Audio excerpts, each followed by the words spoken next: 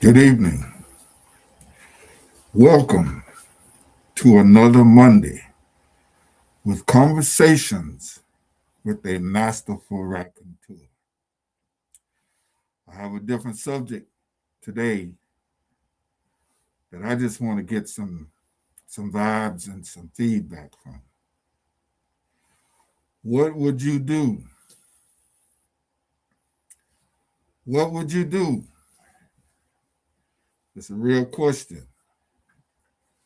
What would you do if you get approached by an ICE agent? Hmm. We seeing it on the news, but a lot of us are actually taking it for granted. The reason why we take stuff for granted so much is simply because we haven't encountered that. Now, I'm sitting here with a mask on, which I'm going to take off in a few minutes because it's not that easy to breathe. I'm just trying to make a point. And I don't have a bulletproof vest with guns, tear gas, mace, all kind of things that we seeing with ICE agents. Now we know that an American citizen, a female at that, just had her life taken by an ICE agent. Can you imagine being shot in the head 3 times, close range, by someone who is supposedly representing the law? 3 times in the head. Unfortunately, it happened to a U.S. citizen. Unfortunately, it happened to a female. But the truth is, it doesn't matter who it would have happened to, male or female, young or old. That is a crucial, devastating situation and thing to happen. I've looked at the videos and I just don't see the justification of shooting the person. If you are a true law enforcer, then you should be skilled and trained properly with the different techniques to stop a person in a vehicle and um, capture them, subdue them, whatever. So, in other words, if you're in your vehicle and you try to drive away, ICE apparently feels that it is an automatic thing to shoot you and kill you. Now, most people I know, and myself included, when I have watched some of the shootings and killings of different people by the regular police, I always scratch my head and I say, they're trained, they go to target practice, and they're trained how to use a firearm. Now, in a situation where there's a person with a gun or a weapon that can cause harm to an officer, I can understand, you know, the use of force with a firearm. But oftentimes I've said, if you're trained, you have the skill and you have the understanding, the know-how, the responsibility included, in my opinion, to shoot a person and disable them, particularly when they do not have a weapon. And so many times we've seen people get shot and killed who clearly did not have a weapon. And we criticize and we complain, we protest, da da da da da. So these are people who are legitimately law enforcement people. Now, here is ICE, who, from listening to governors of states saying that they don't even have the legal right to be in their city, that tells me that not only do they not have the right to be in the city, but they haven't presented any certification to use a firearm or know how to disable somebody who they feel is a threat in some way, particularly somebody who did not have a firearm or weapon in their hand. So when you go up to a vehicle and you see a person back up and they turn their wheels away from you, not towards you, but away from you, there's clearly an indication that they're trying to run away from you. They're trying to escape you. I cannot see a justification for shooting somebody and 3 times in the head at close range. I can remember when George Floyd was killed, was murdered in the worst way. And there was a couple of other officers who were standing around watching this officer with his knee on George Floyd murdering him. And many people like myself said, why are these other officers not intervening? And so when we look at the ICE situation, we see all of these other ICE agents standing around and none of them are intervening and saying, hey, don't shoot. So either they are not properly trained to be in a situation like that, or they have been given the green light to do whatever the hell they want to do. So we're seeing these videos with all of these people being approached by ICE. And just think about it.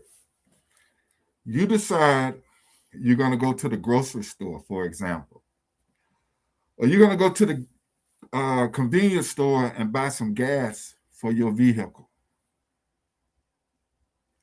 And then you're just going to go home and watch TV, cook dinner, be with your family. That's the only thing that's on your mind. But on a particular day, when you're just minding your own business, not doing anything wrong, let's say you go to the convenience store, for example, or the grocery store, and somewhere in the parking lot, here come a group of men that look like me, and they got guns. They're dressed like they're ready for combat, and they approach you, and you see them coming. What the hell are you going to do? And then they walk up to you when you haven't done nothing wrong, and they say, prove to me that you are an American citizen. You ain't done nothing wrong. What are you going to do in that situation? Your heart about to jump out your chest. You never experienced anything like this. You're nervous. You're subject to make poor decisions because you are overwhelmed and intimidated and horrified because you don't know if these people are going to kill you or not. Why would somebody that represents the law approach you with their face covered? Think about it. Remember when the Ku Klux Klan approached black people with a sheet over their face and just an opening for their eyes to be able to see? How intimidating is that? When the Ku Klux Klan decided to do that, that was very well thought out and calculated. It was intended to scare people, scare black people. It was intended to blow your mind. It was intended to control your mind and your emotions all in one moment so that they could have their way with you and do whatever they want to do with you. And we know what they did in most cases. So now here you are, 2026. You go somewhere and here comes somebody with their face covered, sort of like the Ku Klux Klan, except for they got military gear on.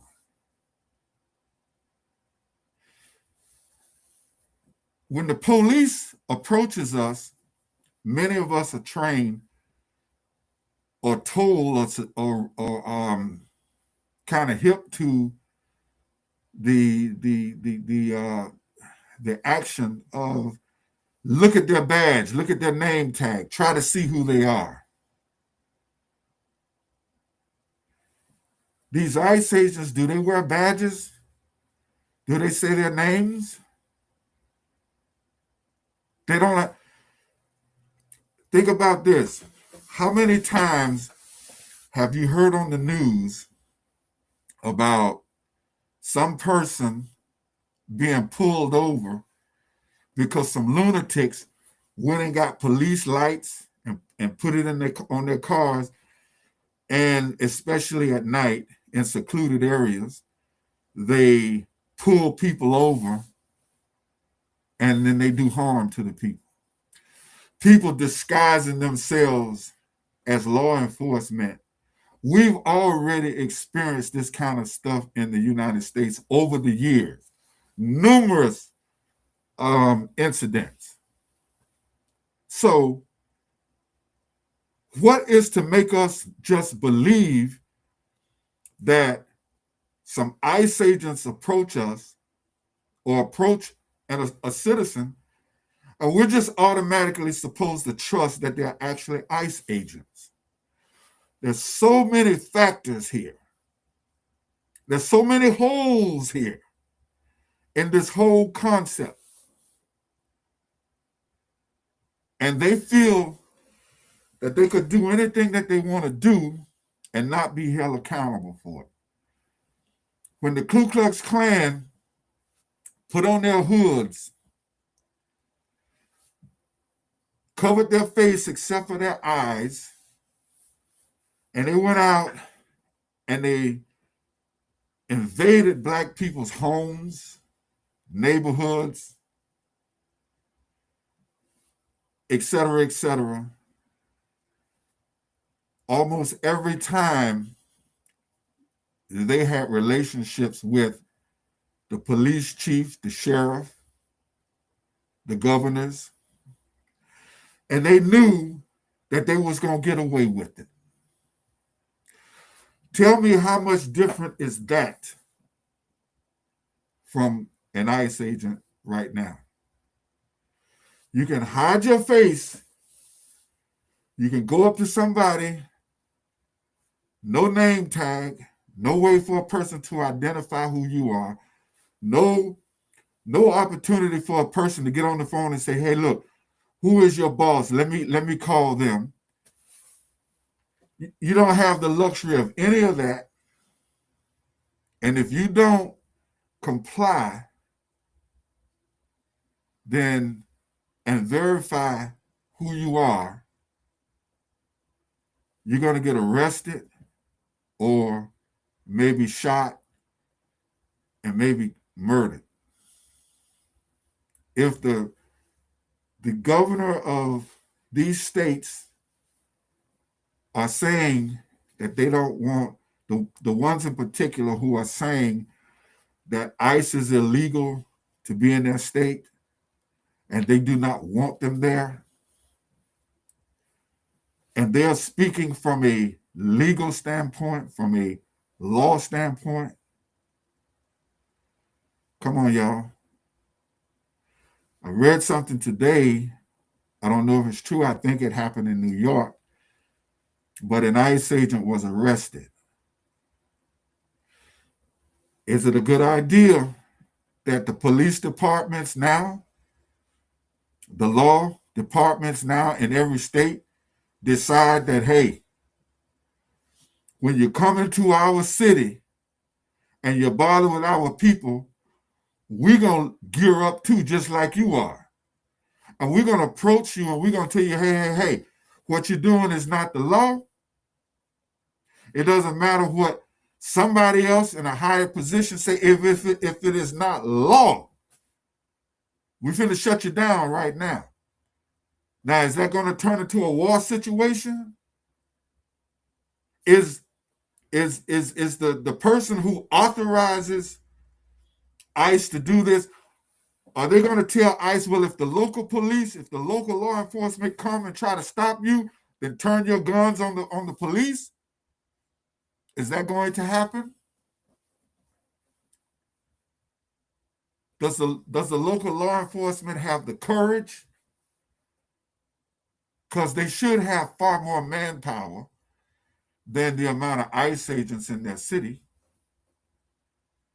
So where are we with this thing? How far are we willing to let this go? I do think that something has to be done,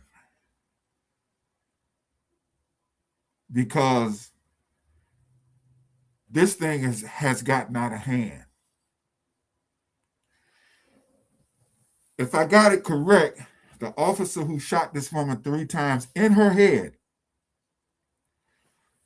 if I got this correct, he was holding a cell phone videoing himself doing it.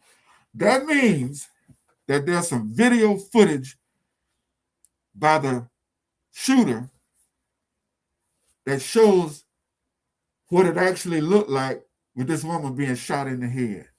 Can you imagine if that was somebody you love dearly?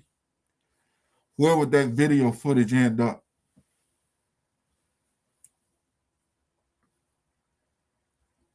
It's a lot of things to think about.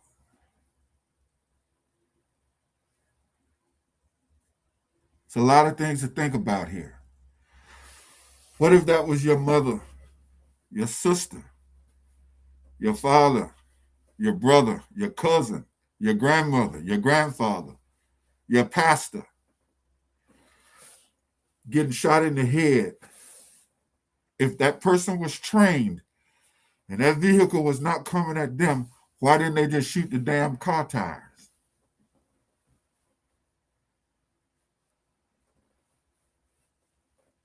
Why didn't they just shoot the car tires? You was close enough to shoot the car tires. Is it that you were not trained to do such? Is it that you were trained to shoot a person right square in the face? Is that what your training entails? And why was the other agents not trying to say, stand down, pull back, let her go? We will cooperate with the local law, or we will go after her ourselves in our vehicles, and we will do the maneuvers in the vehicle that local law tends to do to catch the person.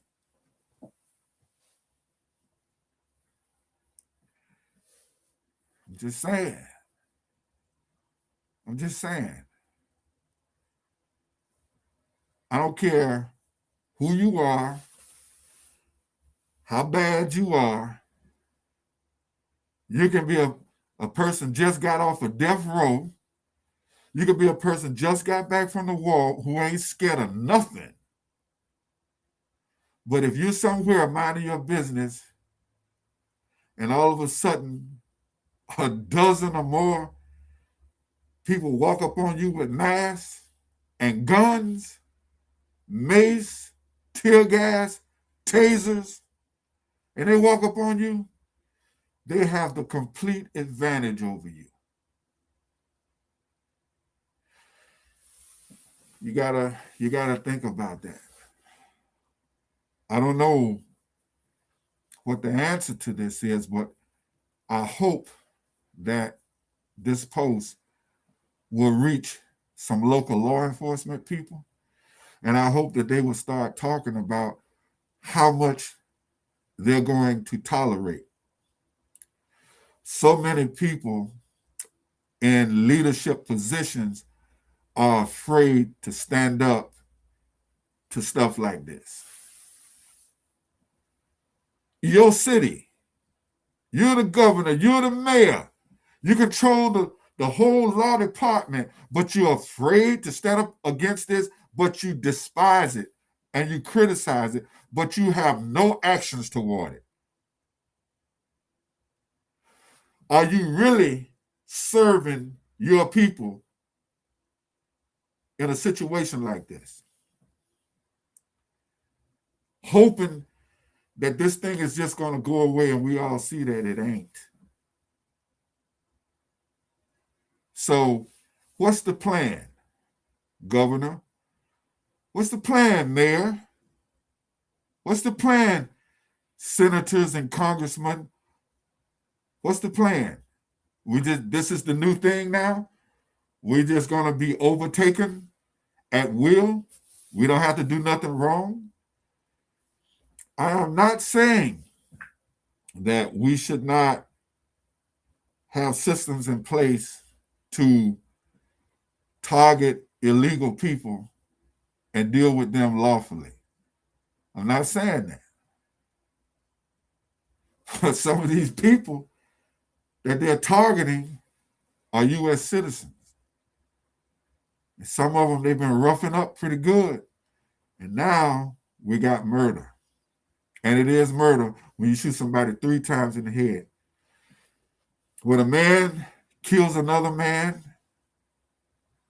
and he goes before the judge and the judge realizes that he shot this person more than one time, what does the judge and the jury think about when you done shot somebody multiple times? As if one bullet was not enough.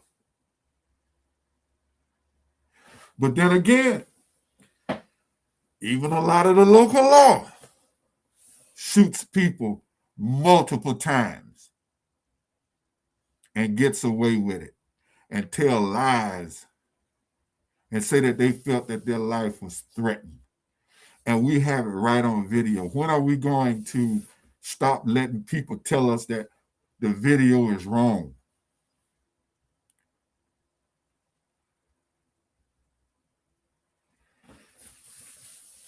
What would you do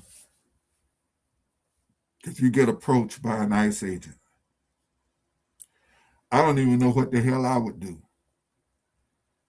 I guess I probably would have to see how they're going to play it.